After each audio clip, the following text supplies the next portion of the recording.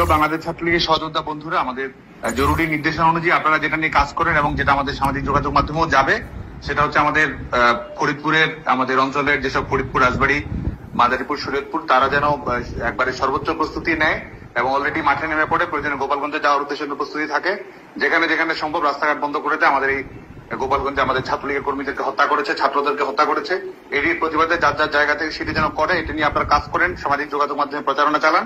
আর ঢাকায় যারা অবস্থান করছে, এটি নিয়ে আমাদের সামাজিক যোগাযোগ মাধ্যমে ক্যাম্পেইন চলবে যে ঢাকার আশপাশে যারা আছে তাদেরকে কেন্দ্র করে march to Dhaka camp, march to Jamuna, এই দখলদার ইউনিট সরকারের পদত্যাগের দাবিতে এই গোপালগঞ্জে নির্বিচারে সাধারণ মানুষ, ছাত্র জনতা হত্যার প্রতিবাদে মার্চ টু যমুনা কর্মসূচি, এটি আপনারা সামাজিক যোগাযোগ মাধ্যমে প্রচারণা করেন এবং একই সঙ্গে ঢাকার আশপাশের জেলাগুলোকে ঢাকা অভিমুখে কর্মসূচির জন্য আপনার নির্দেশনা দেন।